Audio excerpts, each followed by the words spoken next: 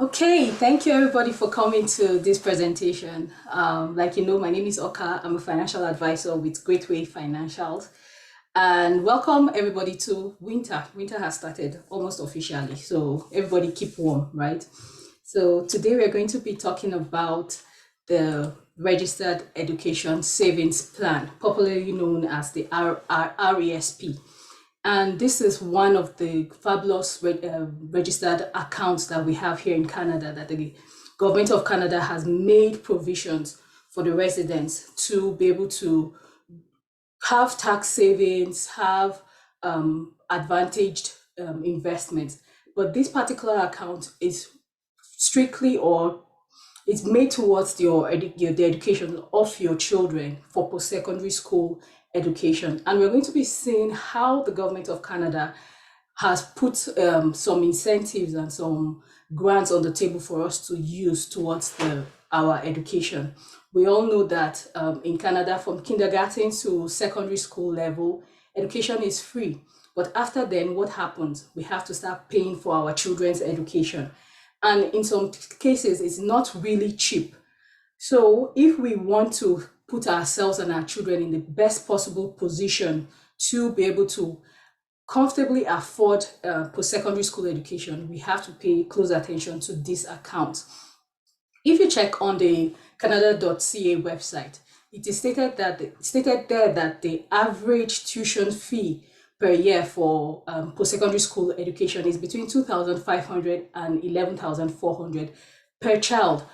And this doesn't give like a wholesome picture of what post-secondary school education cost is, because it's just talking about tuition. And even if you are looking at it, it's an average, because when you look at the amount of tuition you pay for medical schools, you can pay up to $25,000 every year for just tuition.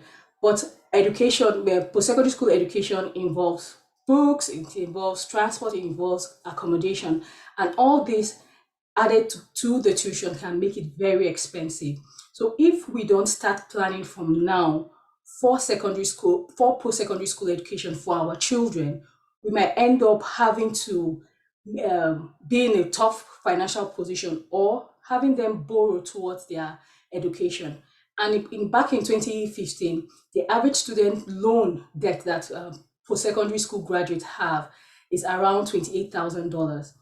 And coming from back home, a lot of us were able to go to school without having that burden of student loan hanging all over our neck when we finish school, right? So if we were that lucky, why would we want to put our children in a position where they have student loans when they graduate from school?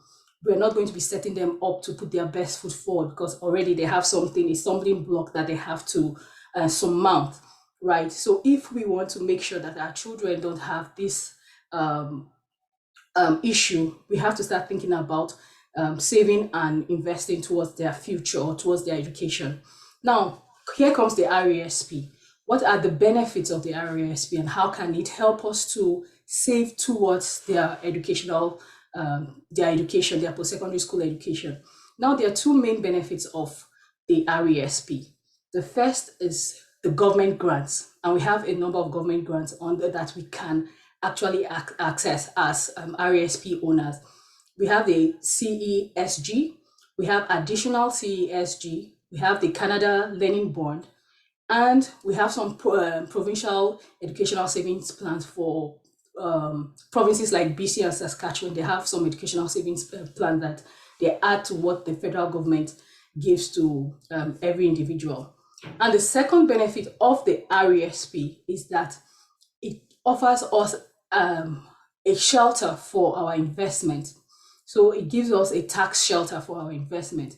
So like the other registered accounts out there, we know that the registered accounts are not investment in and of themselves, but they give us a room where we can invest through to get tax advantages. So like the other registered accounts, the RESP too can be used for investment. So the funds that you put into your RESP can be invested within that account, and whatever growth that money that is invested has accrued will not be taxed as long as the money is within that account. Now, you now talk about, okay, so when I take out the money, how I'll get taxed, right?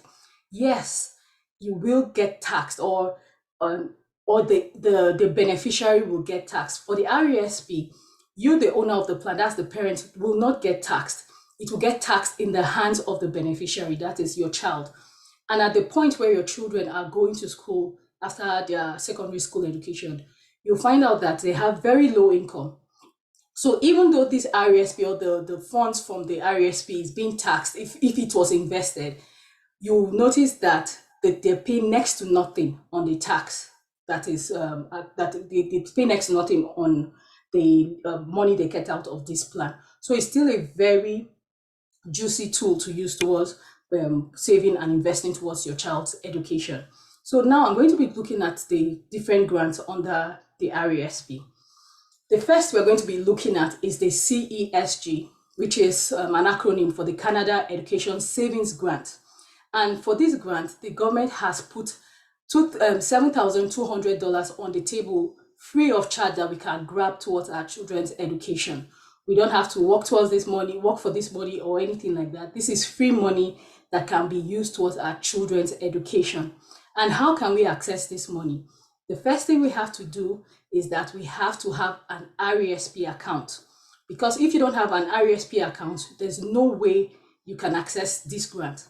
The second thing we have to do is to start to make contributions into this account, because the government will match our contributions by 20% as long as we make this contribution up to $500 per year.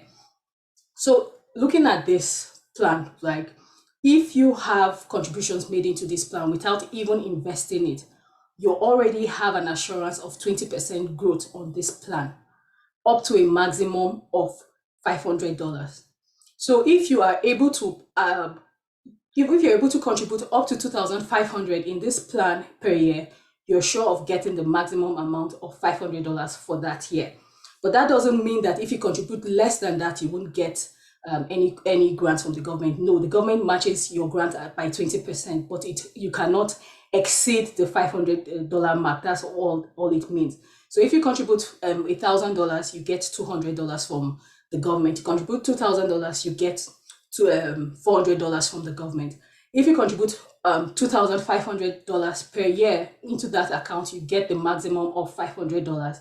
Any other contribution above that 2,500 will not give you any more money. So we have a number of years to be able to get out the $7,200 that the government has offered to contribute towards our children's education. And this plan, this time is of the essence, because we have up to the year when our children turn 17 years old to be able to access this grant. So if you have a child and you've not opened an account for that child, you'll see that you might not have enough number of years to be able to get the full grant. That's the full 7,200 out of that the government has offered, because you might have like very minimal number of years to be able to make those contributions. But the good news is that we are able to actually get recover the rooms that we lost in prior years. So, for example, if I was not able to contribute any money to my child's RESP last year, in this year I'll be able to contribute more into the plan to be able to cover for what and recover what I left on the table last year. But the downside to this is that you can only recover 1 year's room at a time. So if you have 3 years room in 3 years prior and you were not able to get that grant from the government, you will notice that you can only take 1 year at a time. So you have to pay, instead of paying instead of contributing 2,000 instead of contributing 2,500 for this year, you would have to contribute upwards of that to be able to get the room of the prior year. So it will take you like another 3 years to recover what you left on the table for the 3 years prior. So this is why we say time is of the essence, because the shorter the time you have within that period before your child turns 17 years old, the more money you're going to leave on the table for the government. Because if you are not, if you don't get all these grants out by the time your child turns 17, there's nothing you can do, even if you keep contributing into the plan. Now, the second type of grant we can get out of from the government is called additional CESG, and this is dependent on the family's net income. So, for depending on what your net income is, you have the ability to still get an additional 10 to 20% on the first $500 you put into the plan for this per year for your child. So if your family's net income is around $49,000 or less, you have the ability to gain an additional 20%. That's $100 for the first $500 you have for each year. If your family's net income is above 49,000 up to about 29 up to about $98,000, you have about 10% on the first 500, which is $50. But if you have your family net income is more than $98,000, you're not eligible for this particular additional CESG. So for a lot of us that are coming in newly, we'll find out that by the time we convert our earnings from back home into Canadian dollars, some of us fall within this net income bracket. So it gives us an advantage of getting more money from the government. But if we drag our legs in the next 1 or 2 years, we'll find out that we have surpassed what is considered as low income and will not be able to access this grant. That means we are dashing the government back their money, and this is free money that we can access every year as long as we are eligible. Another type of grant that we can get from the government for this RESP is called the Canada Learning Bond (CLB). This is an additional $2,000 that is on the table for us to grab free of charge. But this is also for low income families. So like I said, for people that are arriving or people that find themselves in this particular bracket, if you don't have an RESP, the best time to go get your RSP is right now, because for the first year, they are going to give you free $500 to open up your account. And as long as you are eligible for this plan, that means you fall within the low income bracket, you have $100 every year that is being added into your RESP for you free of charge. And that is how you can access these $2,000 from the Canada Learning Bond. So now we're going to talk about the eligibility. Who can open this plan and who can be a beneficiary of this plan? For your subscriber, anybody can actually open this plan for a child. So it can be a parent, grandparent, family members, or friend can open up an RSP for the child. And this person has to have a valid SIN number. So a child can have more than one RESP, but the contribution into the RESP should not be more, into all the various RESP should not be more than $50,000. So the maximum contribution that you can put into the RESP account is $50,000. So if the child has 5 RESP opened up by different people, altogether the maximum contribution should not be more than $50,000. And this restriction is because of the tax advantage that this plan has, right? If this plan could take in much more money, everybody will want to make use of the plan, because other forms of non-registered investment, you have to pay a tax at the end of the fiscal year for your investment. So a lot of people would have taken advantage of this plan, but there is a limit of $50,000 per child. And then what is the eligibility of the beneficiary? The child has to be a Canadian resident as of the time the account is set up, and the child has to have a valid SIN number. Then, what institutions qualifies as post-secondary school? So if it's time for you to use your RESP, where can your child go and where can they use this RESP funds? So you can use it in universities, in colleges, in CPEC. These are vocational schools, right? Trade schools and other designated educational institutions in Canada. Then you can also use them in an educational institution in Canada certified by Employment and Social Development Canada as offering a non-credit course that develops or improves skills within an occupation. And we can also use it in a university, college, or other educational institution outside of Canada that provide courses at the post-secondary school level. So after years of contributing into this plan and investing through this plan for your children's education, you can actually use it almost anywhere. So you can either use it in Canada or outside Canada, you want your child to school in the US, in the UK, or anywhere, you can actually access the funds in this plan to pay towards their post-secondary school education. Then how to use the RESP? At what point can we start using the RESP? We can start using the RESP once the child, that's the beneficiary of this RESP, has graduated from a higher institution and has enrolled either as full-time or part-time in a qualifying post-secondary school educational program. You as the subscriber can make a request on their behalf and withdraw money to sponsor their education. Then what happens, because a lot of times people ask this question, what happens if the child does not continue his or her education after secondary school? Because, okay, if this plan is strictly for educational purposes, if the people in the Western world, in this part of the world, a lot of people don't go to school. A lot of people might decide not to go to school, right? So if this plan is strictly for that, what happens if my child decides not to go to school? We have a number of options that we can actually access our money through, or we decide to do with the RESP. The first option is to leave the RESP, leave the money in the RESP, because an RESP account can be left open for up to 36 years. So from the start of when you open up your RESP, for the next 36 years, that account is valid and you don't have to do anything with the account. As when the account clocks 36 years, the government expects you to take out the money from that account. So if a child decides after secondary school that they do not want to go to school, you can still leave this money in the RESP, because in later years, a child might decide to go to school, and this money can actually still be used towards their educational pursuit, as long as it's within these 36 years that the RESP is open. Then the second option is that we can replace the beneficiary. So there are two types of RESP accounts. We have the family or the individual. So the family RESP, right, where you have more than one beneficiary. So maybe you have two children, you can open up a family RESP for them. If one of your child decides not to go to school, the other beneficiary in that same plan can use up the whole funds towards his or her own educational pursuit.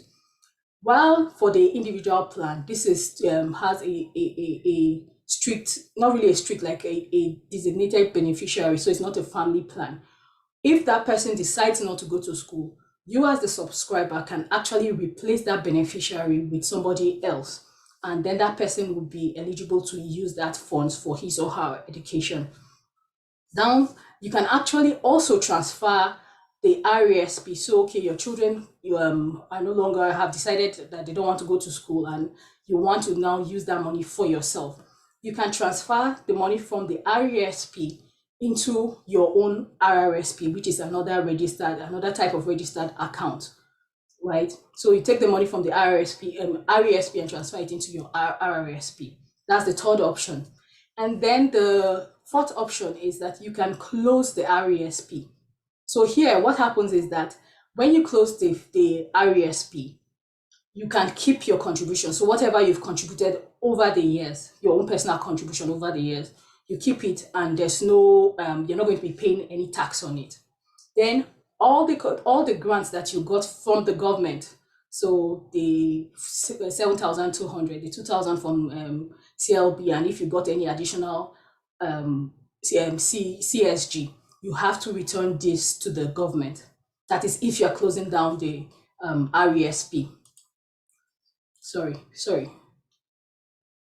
Then any investment that you used you had in the RESP, you can actually take it out if the RESP has been open for up to 10 years.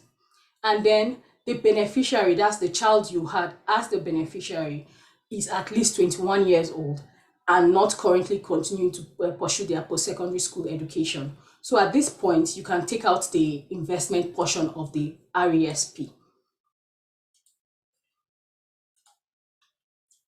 I'm sorry. Then another question is, where can I open up an RESP account? You can open up your RESP account in a number of places, but the popular places where you can open up your RESP accounts are either in the bank or with insurance companies.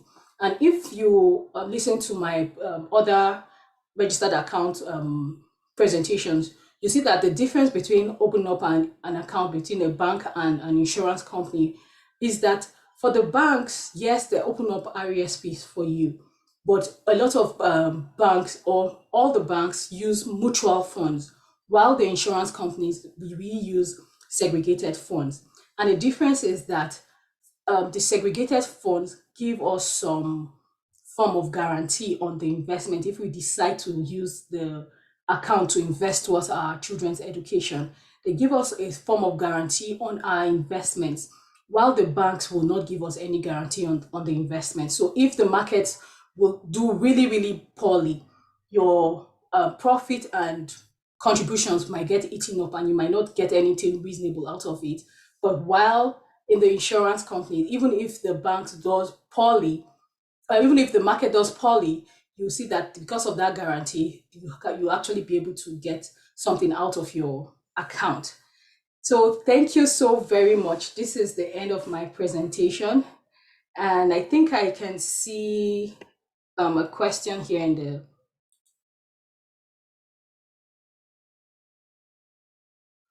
Okay, Esther is saying that how easy is it to transfer to an RRSP? Because the RRSP is also a registered account, right? When you transfer it into your RRSP, it won't be taxed at that point. But remember, your RRSP, when you're withdrawing money out of your RRSP, you get taxed at your marginal tax rate. So at the point where you're withdrawing your money out in your RRSP, it will get taxed at that point. So eventually it's going to get taxed. The only the downside to it is that it will be taxed at your marginal tax rate, which might be higher than what your child would be taxed at if he or she had used it as education. Because remember, they at that point would have almost no income or very small income, so the tax will be almost negligible for the child, right? But by the time you transfer it into your RRSP, when you start withdrawing the money, it's going to be taxed at your marginal tax rate. I hope I answered the question. Okay. Is there any other question? Okay. Thank you too, Esther. Hello. Hi. Hi, good afternoon. Good afternoon. Yeah, my question is, you mentioned using the bank or insurance companies. So, Mhm, if you use, let's say either the bank or the insurance company, and the market does poorly, right? For instance, let's mhm. say the bank, would that affect your capital? That's the principal money you contributed, or it only affects the grant the government is going to give you? So if the market does poorly, it can actually affect the capital if you're using the banks, right? But like I mentioned, the insurance company will, depending on the type, because there are different types. There's family, there's individual. There are different types of ways the insurance company will invest it. So it depends on the one you choose. Some can give you 100% guarantee. Some can give you 75% guarantee on your capital. Okay. And there's Okay. something that we call reset. So for insurance companies, you can actually reset it. So if, for example, you've contributed $10,000, right, and you choose a plan that has offered to give you 100% guarantee. So you know that even if the market does woefully bad, you are sure of that $10,000. So now, Okay. in the event that the market does awesome, and then you have an extra 500 or an extra $5,000 as interest on your account. So now you have 15,000. You can reach out to the insurance company and tell them you want to reset um, your capital. Let me put it that way, so that your capital now becomes $15,000. Okay, just so that you have that assurance that your money is going to be there 100% every time. Yes, yes. Okay. My second question is this. If you're, let's say you mentioned that one can open as family. For Mhm. instance, for somebody like me now, let's assume I want to open for my two kids um, under family setting. Mhm. The maximum contribution is 500 per child. Would it affect, does it mean that maybe if we're now contributing for the two of them Mhm. under the same account, they can only have access to that 500, or it will increase to maximum of 1,000 because they are two individual? Okay, I so don't know now if you get for the question. yeah, I got your question. For the family program, the grant is each for each child. So if you have two children, the grant now becomes 1,000, right? So each child has access to $500 per year. If you have three children, $500 per year. Likewise, Oh, the maximum contribution you can put into the account. So for each child, you can put in a maximum into an RSP account of $50,000 for the lifetime of that account. So if you open a family RESP for your child, that means that account it can take in $100,000 because you have two, okay. right? So Oh, okay, that everything makes sense. per child, yes. It's just that Okay. the way it is set so that if one child decides not to go to school, there's no paperwork or anything you are doing to transfer the beneficiary designation to another person. The other child can just easily use up the funds.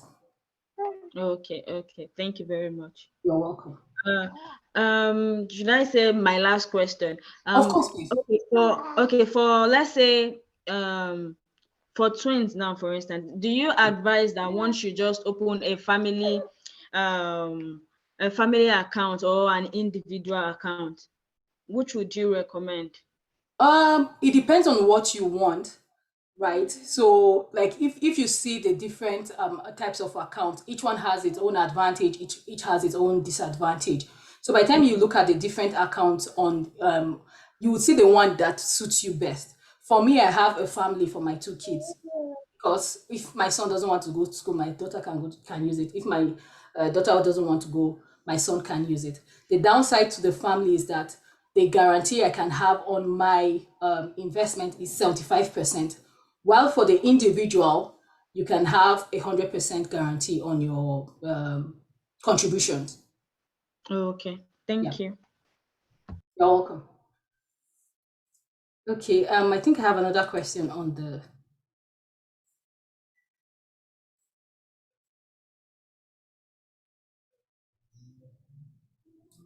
Okay, somebody said, I read somewhere that once your contribution gets to 500, sorry, 5,000 per child, government starts to tax the RSP. How true is that?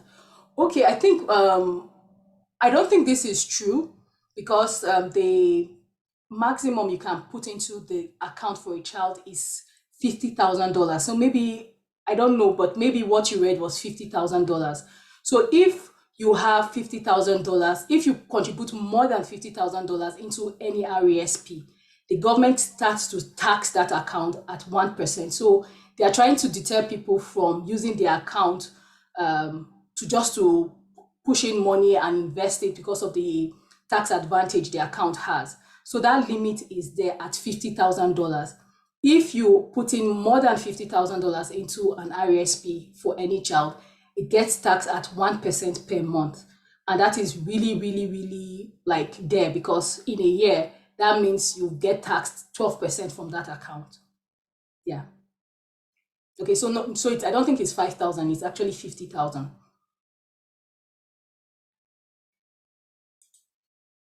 Somebody raised their hands. I don't know. Was the question answered? Can I ask a question? Please, you can. Okay, so if let's say you do an individual, you don't want to do a family RESP, Mhm, you end up doing individual for your children, and mhm. let's say at your one of your children says they don't want to go to school, do you lose the money? No, you don't lose it in that sense because you can actually change beneficiaries. You can replace beneficiaries. So if child A say, okay, I don't want to go to school, you can actually replace the beneficiary with someone else, right? Or you can withdraw the money into your own individual RRSP, Okay. or you can how like close the RESP if you don't have contribution room in your RRSP. But at that point, you have to take out the money, return the money back to the government, pay the tax on it, and all that. So for Okay. people with children, for me, what I have for my children, I have a family RASP. So just to make everything easy, if my son, like I said, doesn't want to go to school, my daughter can use up the money. Okay. Yeah. But if you're interested, you can actually look at the different advantages and disadvantages and see the one that suits you and decide which one. But if it comes down to losing the money, you don't lose it outrightly. Okay. Thank you. You're welcome. Oh, please, I want to ask a question. Sorry. Is that okay? Okay, please, you can. Yes. So let's say, for instance, maybe irrespective of the account, either it's family or individual. Let's say the total amount you have inside, their school fee, they can't consume the whole money for their school fee, right? And let's say there's still some leftover inside, and they want to withdraw it instead. Would that still be taxed, or because they are still withdrawing it for themselves, right? So will the government still tax it or not? So let's say, Okay. for instance, you have $50,000 per child, but at the end of the day, their tuition is not up to that amount. So and they want to withdraw the remaining money for themselves, maybe for something else. So will the government still tax that money, or I don't know, how would that work? The thing is that when you're withdrawing the money, whether or not they are in school, whether or not, how do I put it, even if they are in school, right, and you're withdrawing that money, it gets taxed. But like I mentioned, it gets taxed in their hands, which will mean they are paying next to nothing on tax because of where how much income most students make, right? So Okay. if they don't finish it up during their school years, I know I'm not very sure. I don't know if it is 13 weeks or 3 months. I don't want to say something I'm not exactly sure of, but I know even after your education, you have some number of times that you can, some time period that the child can still access the money, even after education. So after their school and everything, and they have something left. I think it's 3 months. I'm not very sure exactly how long it is that they can actually access money out of that plan. But if at that point they don't finish the money, maybe you can as well. Maybe you have a niece or somebody else that you want to put as a beneficiary to use it up. That's replace beneficiary, right? For them to use it up, or you withdraw it into your RRSP account at that point. Okay. Thank you. Yeah, you're welcome.